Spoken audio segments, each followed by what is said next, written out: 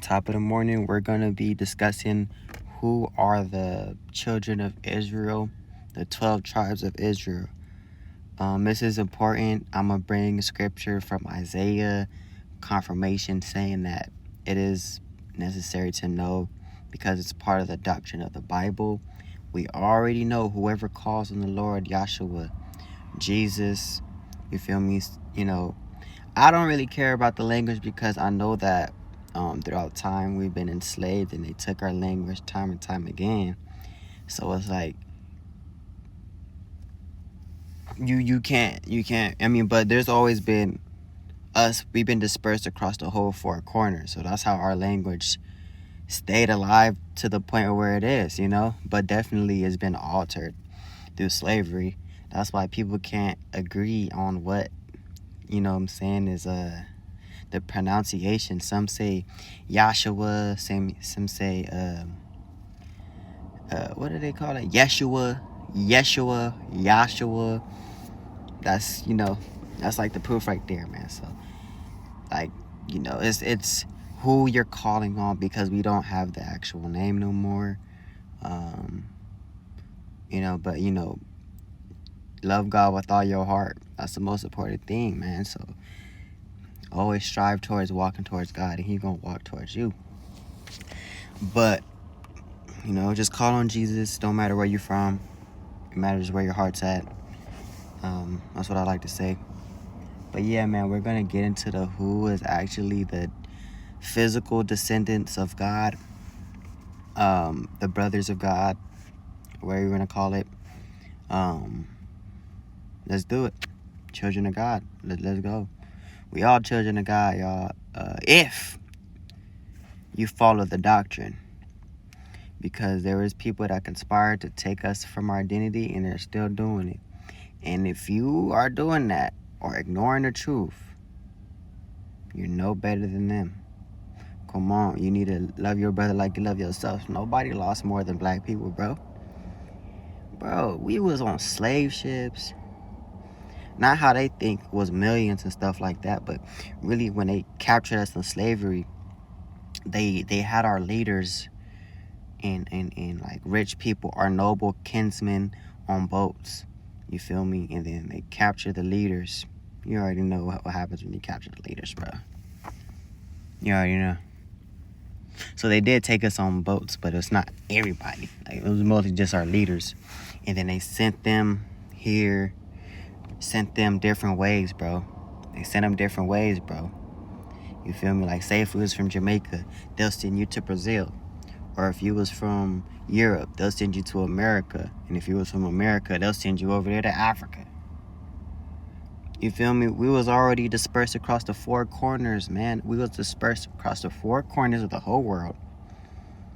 I'm going to prove this with Bible and archaeological proof, bro. So let's get into it. We're going to have a white man tell you, because sometimes y'all niggas don't listen unless a white man tell you. I don't know what's wrong with y'all. Y'all don't trust your brother man like that. I'm gonna let a white man tell you. He'll tell you the same thing. We're gonna get into the video. I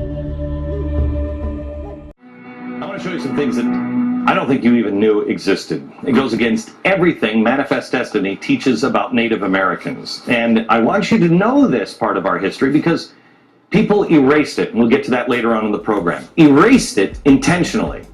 Erased it intentionally. That's an important part of it. Welcome to Seven Trumpets Prepper, and to this very important and very special video that I'm doing covering who the true biblical Hebrews are. I first off want to say, as if the warning at the beginning of the video wasn't enough, I want to make sure and reiterate this, that I'm not a racist person, nor am I a person that hates certain individuals. I love all of humanity. I want to see all of humanity making a new kingdom. But nevertheless, there is true Hebrews. There is a true people of the Most High that is scattered throughout the nations of the earth this day. It is not whom that many people believe they are, such as the so-called Jews in the nation-state of Israel that we so see before us right now. I would interject that the true biblical Hebrews are the so-called African-American people that are scattered abroad throughout the world. Now, I will show you through a mass amount of evidence that I'll put up on the screen right here It is very important that you understand who the true Hebrews are, because that end time prophecy, lots of it, surround these individuals. I am a Gentile. I know exactly who I am, but it seems to be the one group of people in the world that have been, by the rest of the world, tried to be dumbed down to the fact or completely erase their history from history, is the African American people, so-called, that are scattered throughout the nations. Now, please understand that not every single black person is a true Hebrew, but it is those that are under the curse of Deuteronomy 28. And you'll be able to tell by the time that I'm done giving you this information in this video who the true Hebrews are. And you may be one of them. And you may be one of them. And you may be one of them. All right, now we're in 2 Kings chapter 17. This is pretty much why God allowed Israel to be dispersed across the four corners of the globe the first time under Babylonian rule through the Assyrian Empire.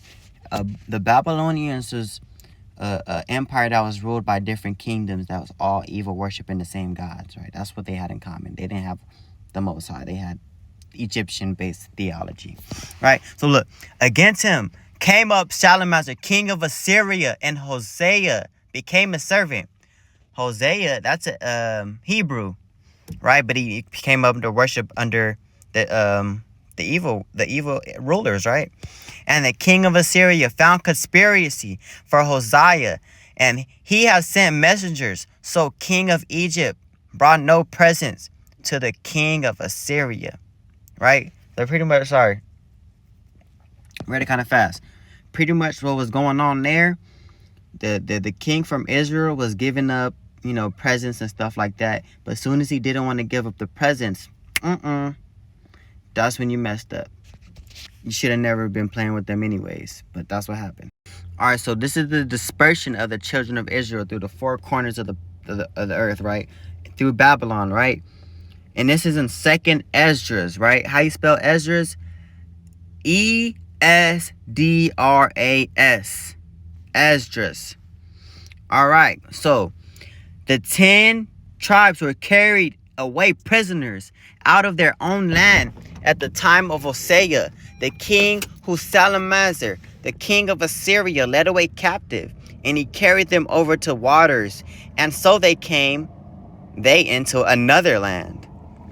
But they took this counsel among themselves. They would leave the multitude of the heathen and go forth into a further country where never mankind dwelt. Now, this is the new world that Christopher Columbus discovered. There was already black people here, right? And if you know anything about history, you know that, the Asians invaded Egypt first. So what does that mean? They invaded the Americas first too. So there was already Asians trying to blend in with us and stuff over here. That's why you got all different type of Indians, and stuff like that. But we're going to get into that more. Allowing colonists to have encomiendas and then pushing for reform with the reptimento system. Under encomiendas, a Spaniard was allotted a group of Indians who owed him personal service. Repartimento was a crown control system that required Indians to work for nominal pay. Okay, so I use that quote just to show how what happened in the Philippines and the Americas, they operated under the same types of system, which was pretty much a caste system where the lighter skin would kind of become the Chino slaves or the Indians, and then at the bottom you would have the reclassified indigenous people being reclassified as Negroes working. Now we in Psalms 83. We're going to start at verse 3. Psalms 83 verse 3. They have taken crafty counsel against thy people and consulted against thy hidden ones. They have said, come and let us cut them off from being a nation, that the name of Israel may be no more in remembrance. Now, only black descendants of slaves been through all of that. We the only ones that fit all the curses of Deuteronomy, all these implications. Nobody got cut off from being a nation, man. And had it the worst like us, bro. Come on, man. Is taking place is in the Philippines. Quote, in the Philippines, both systems allowed for slavery because the native elites were responsible for delivering the laborers to the Spaniards. The lawful enslavement of the indigenous group Negritos exemplifies the leeway given to native chiefs regarding slavery. The colonial government gave permission to the indigenous elites of the larger ethnic group to carry out their own slaving raids. The Pangans, for example, who lived in a fertile province of Pampanga, had license to enslave Negritos. The Kapampanans, you understand what I'm saying, excuse me for the mispronunciation. Now, we in the first book of Esdras right here.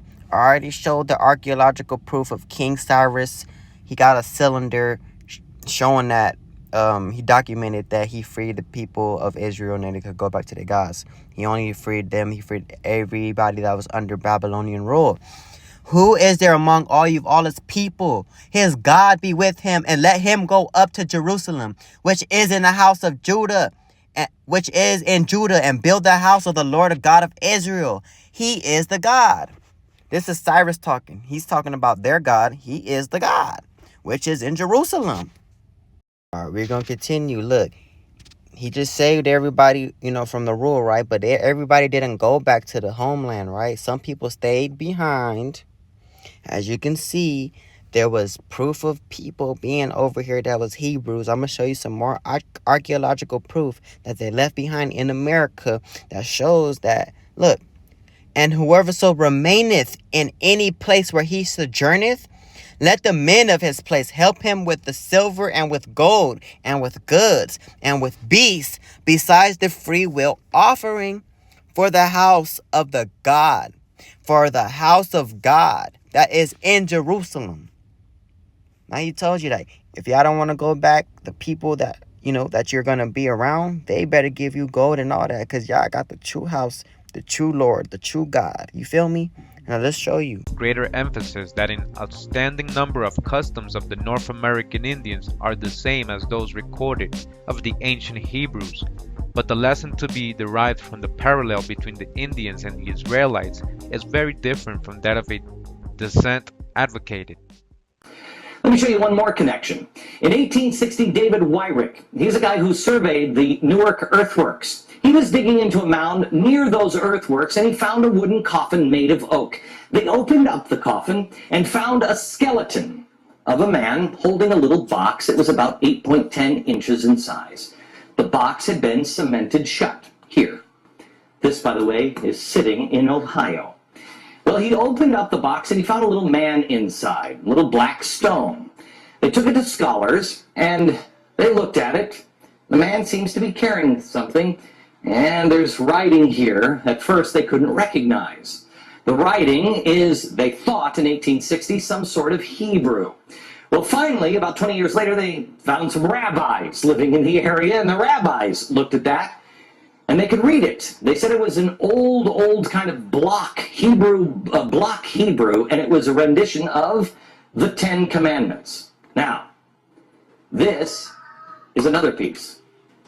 We're going to end off with Deuteronomy chapter 28, y'all. And we the only people that been through slavery through ships. As you seen through with King Hosea, back then, that's how we ended up in America first. So we are the Native Americans. And through the Atlantic slave trade, bro, they used ships as well. But it wasn't as big as you think it was. They mostly captured our noblemen and our kings. And, hit the head, the rest follow. You know what I'm saying? It's crazy, man. But look. And the Lord shall bring thee into Egypt again with ships. All praise to the Most High. Let's get it.